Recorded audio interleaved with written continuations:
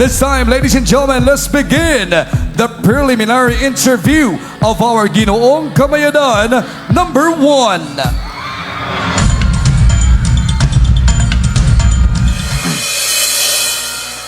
And joining me on stage is the beautiful Jeff. Thank you so much. Ginoo number 1, you may now pick your question.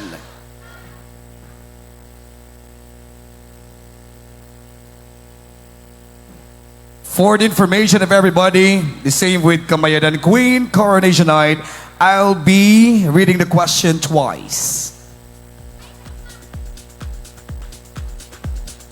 Your question is, artificial intelligence or AI is shaping the future. How would you see AI affecting the job industry and how society adapts to it? I repeat, artificial intelligence or AI is shaping the future. How would you see AI affecting the job industry and how society adapts to it? AI is rapidly transforming the workforce with significant changes already seen in job industry and society. We are now totally aware that we are now in an era where AI and technology advancement and innovation had always have a big impact to our life. And I think that farmers would not be worried that they would be replaced by AI, because if we will just going to look at, if we have artificial intelligence and the manpower, we can be able to have a more sustainable agriculture. With this, we can have a more sustainable world to live in where AI and human worker can work together seamlessly. Thank you. Thank you so much. Ginoo number 1. And this time, let's have Ginoo number 2. Here he goes. Good luck to you, Ginoo number 2. Thank you so much. You may now pick your question.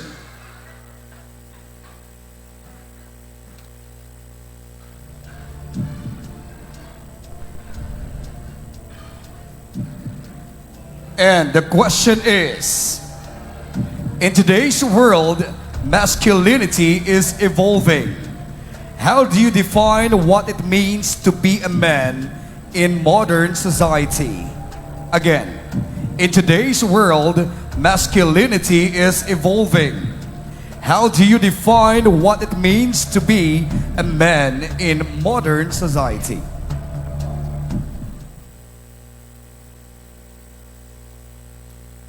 Good evening, ladies and gentlemen. We are now in a 21st century where we are in a modernized era, and masculinity is not just about the physical appearance or the physical strength that you have, that you need to be bulked or be cut. But in today's world, in today's generation, we should redefine the word masculinity as a man who has the heart for the people, as the respect for an individual, and also to have or brave enough to show their true selves and express their feelings. Thank you. Thank you so much, Ginoo number 2. Let's join our hands together in welcoming our Ginoo number 3.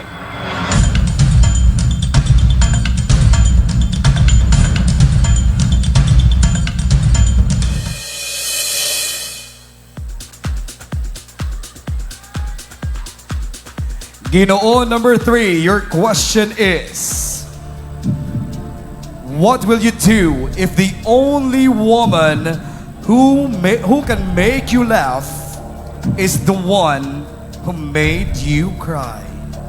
Oh, ulitin ko ha. Apektuhan natin yung lahat. Ulitin ko lang. Ang tanong, what will you do if the only woman who can make you laugh is the one who made you cry?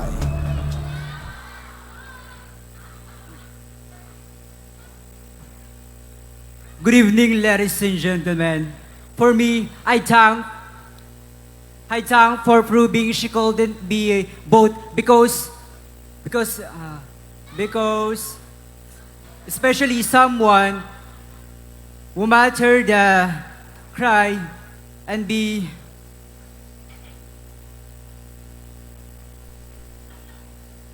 I tag her for proving because only both, but only woman would try, then still the one who make the cry is the most worth to tears. Thank you. All right, thank you so much. Ginoong number 3. This time, Miss Kendall Marie Smith. Let's now call Ginoong number 4. Here we go.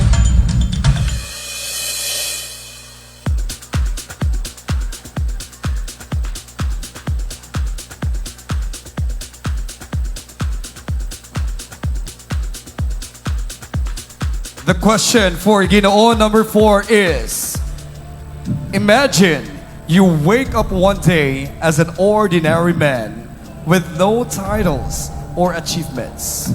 How will you still make an impact? I repeat, imagine you wake up one day as an ordinary man with no titles or achievements. How would you still make an impact? Good evening. Joining pageants I was not lucky. I've been always subject to so many things. But for me, with or without the title, as long as I can create a difference in my community, just like I pioneered my NGO, the Beacon of Hope, back in General Santos City, this made me realize the importance that this is not just about the crown. It's about the heart for the people and may pagpalangga sa Norala. And with this, Ginoong Kamayadan platform, I will be able to spread that awareness. Thank you. Thank you so much, Ginoong number 4. This time, isang masigabong na palakpakan to Ginoo number 5.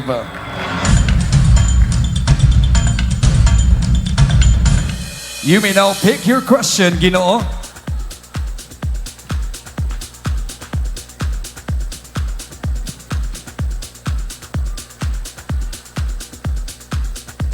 And the question is, a local farmer wants to promote organic farming but struggle to reach a wider audience. How would you use social media and digital tools to help and promote local farmers? Again, a local farmer wants to promote organic farming but struggles to reach a wider audience. How would you use social media and digital tools to help and promote local farmers? Thank you for that beautiful question. To help local farmers, I will use sharing their stories, promote organic farming, and connects them to a wider audience. When tradition meets technology, we can create a sustainable progress in our future. That could be all. Thank you. Thank you so much, Ginoo number 5. And we are being halfway to this preliminary question and answer. And coming on his way is our Ginoo number 6.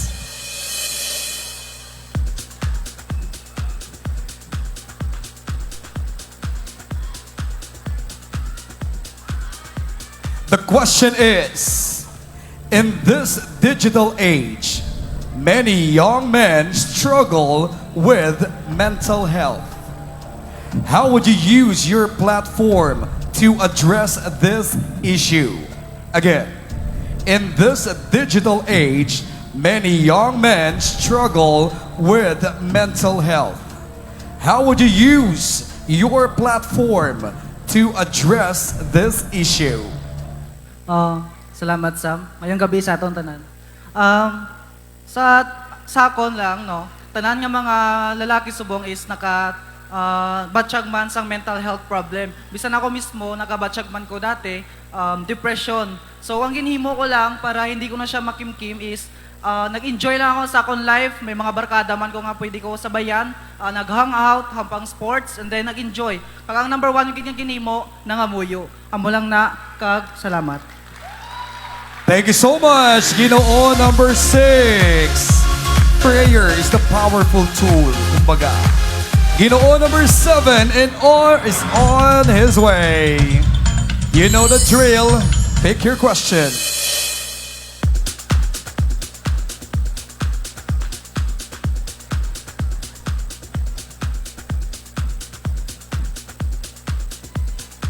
Your question is, young people are uninterested in farming, viewing it as outdated.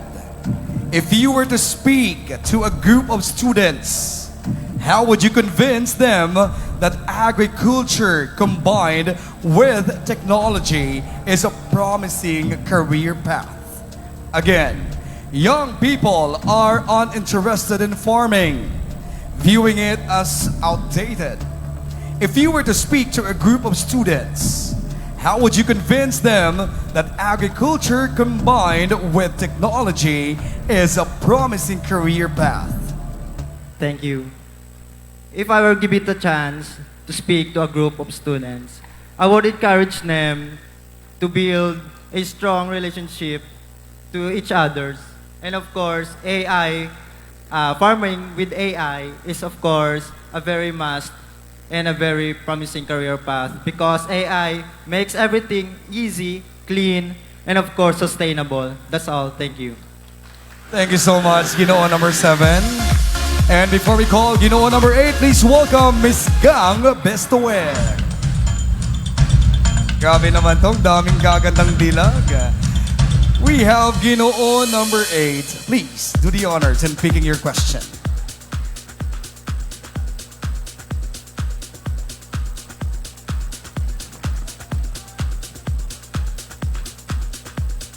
The question is, many men feel pressured to convert to traditional standards of masculinity.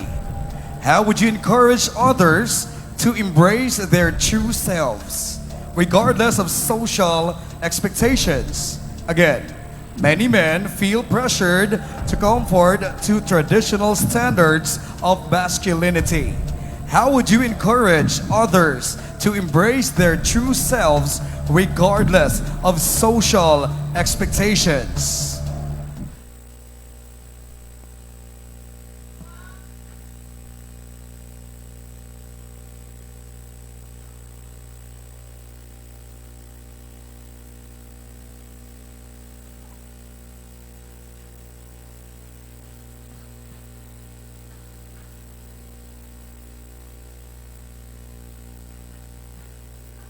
Gentleman leads by example. He listens before he speaks, respect diverse opinion, and encourage everyone to promote peace in our community. Regardless of social expectations, society may have expectation, but real confidence is embracing who you are without fear of judgment of every individual. Thank you. Thank you so much, Ginoong number 8. This time, let's have Ginoong number 9. You may now pick your question, Ginoong.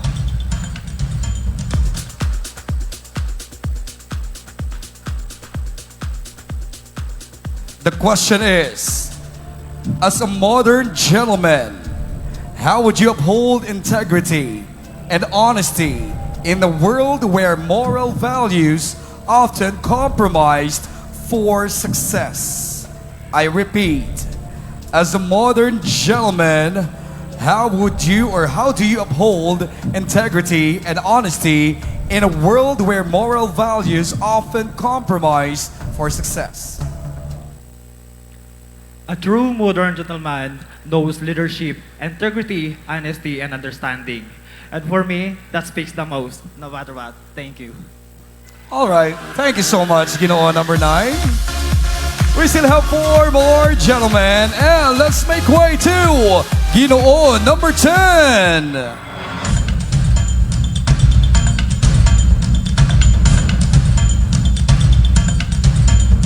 You may now pick your question, Ginoong.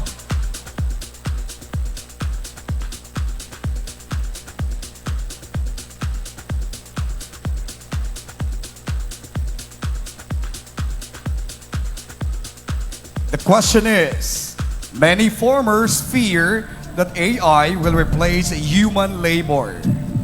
How will you address this concern while promoting technological advancements? Again, many farmers fear that AI will replace human labor. How will you address this concern while promoting technological advancements? Good evening, ladies and gentlemen. I'd address the farmers' concerns by telling them that AI is not here to replace them. Instead, it will help them to have a good productivity, efficiency, and sustainability. AI automates work and increase efficiency.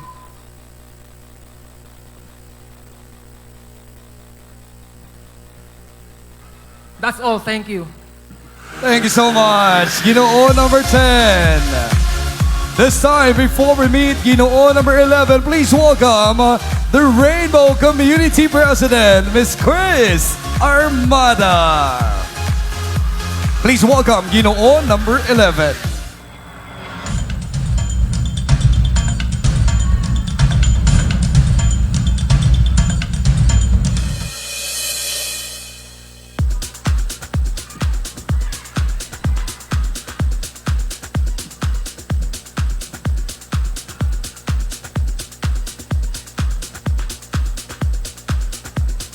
Ginoong number 11, your question is, many cultures teach men to be strong by suppressing vulnerability. How would you redefine strength in the context of modern masculinity?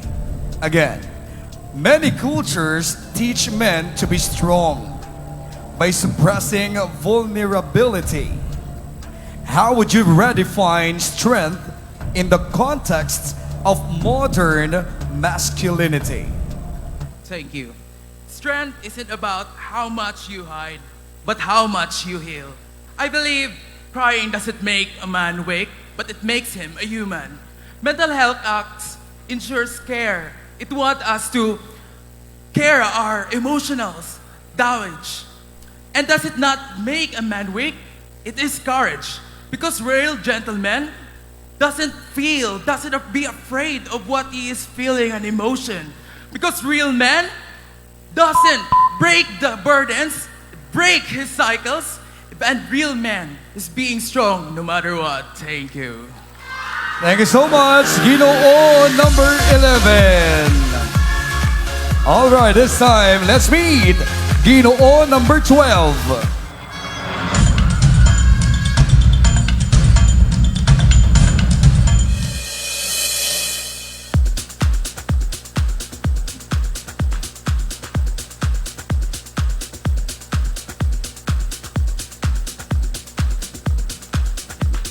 The question for Ginoong number 12 is, what will you do to encourage everyone to support and promote eco-friendly farming?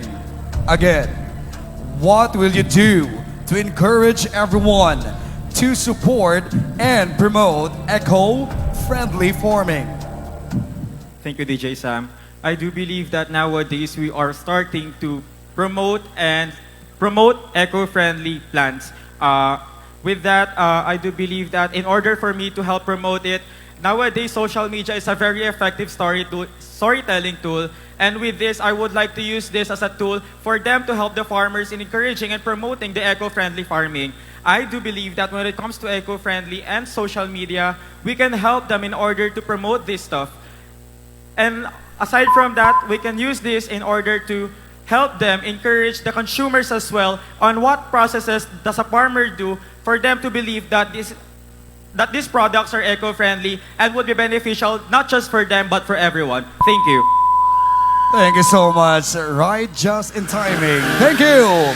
Ginoong number 12, and finally, our Ginoong number 13.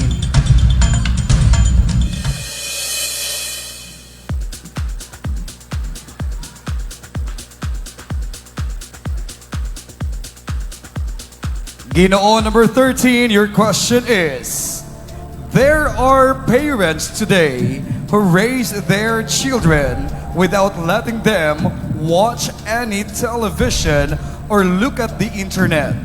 What is your opinion about this? Again, there are parents today who raise their children without letting them to watch any television or look at the internet. What is your opinion about this? While I understand about the concern excessive screen time, I would tell to those parents here that to exposure to technology can beneficial for our children's learning development. And also, I would tell this to those parents here, you all should find between limiting screen time and teaching your children how to use technology responsibly. Thank you. Thank you so much, Ginoo number 13, Mayad Ganorela!